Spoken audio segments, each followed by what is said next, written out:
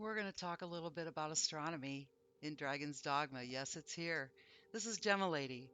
We're looking roughly to the south, and what you can see in the southern sky is Scorpio, or Scorpius, I should say, with Antares, which is that orange star right there. It's the heart of the scorpion.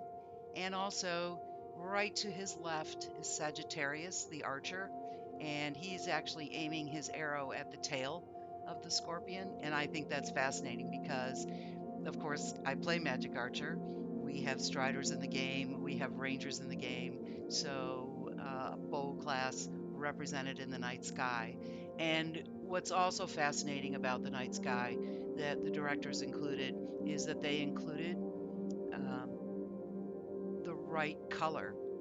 So all the stars are their actual color that you would see in the night sky if you had absolutely dark skies. Now we're panning around to the north, and there's that W. That W is Cassiopeia, the queen of the north, and that constellation is roughly in the general direction of Blue Moon Tower. And then as we head right there, we have the pointer stars of the Big Dipper pointing at Polaris to the north. He's right there's Polaris right in the north, uh, right in the north there. So, also, what's fascinating in the night sky is they have included Draco the Dragon, which is a constellation that spans there in the northern sky, and it is roughly located, well, Tainted Mounted Temple. So, Grigori is there. Draco is in the night sky, which Draco is the dragon, and kind of a fascinating detail.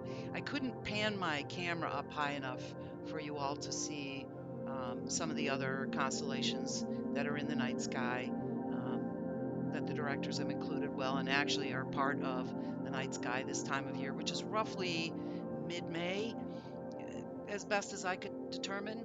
But these are constellations, and the approximate locations they would be at a little past midnight game time, and also if you were in a geographic location north of the equator, this is approximately what you would see. So these are the stars in the night sky north of the equator, probably roughly about where I live. Now, I'm an astronomer and a physicist, and so this was a detail that just caught my eye as soon as I began playing the game. That they got the night sky correct and the colors of the star correct. Now, the time moves in an accelerated manner, and so as you maybe stand in a place at Hill Figure Knoll, like I am, um, time is going by a lot quicker than it would in, say, an observing session if you were sitting out at night watching the stars. But they are rising and setting, which is really our Earth turning on its axis. So Grancis, our fantasy land, is located on a earthly planet and in a geographic location north of the equator. And right there you can see that Scorpius is setting. There goes Antares. And Sag, which is the teapot, that's also following Scorpius down. And as the evening progresses, actually the Pleiades will rise. Delphinus, which is the dolphin, is over the sea, which is quite interesting as well. So they've um, really paid attention to some interesting details in this game, giving it a lot of breadth and some depth that you really have to look for. I realize most people are interested in the combat, but there are other small details that the director put into the game.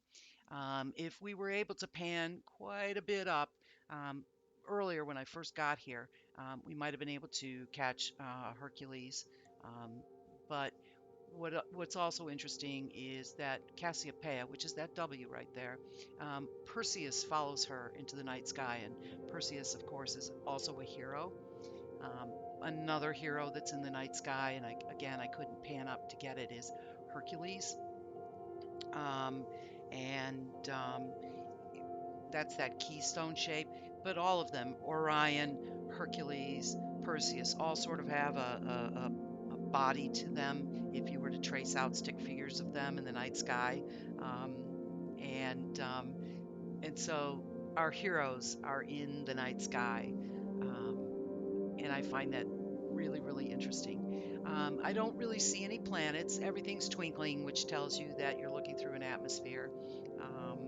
And what's also interesting is that there is no moon ever in Grancis. The only place you see a moon is in Dusk Moon Tower, um, and on an island far, far away from here or near. There's really no indication of where Bitter Black Isle is in relation to Grancis. We just know it's out there somewhere, in a land out of time almost. But sometime, if you're just roaming around at night, um, go to Bloodwater Beach and look out because now you're looking to the south and observe the stars that are in the night sky over the course of the evening. Right now it's about 2 a.m. Grancis time, the stars have moved considerably. I think I'm trying to show Perseus here. He's got a distinct kind of shape. It's kind of hard to see as I'm editing this. Oh, there he is. He's following Cassiopeia into the sky, into the night sky. But again, what I thought was interesting is the Tainted Mounted Temple, which is where Grigori is.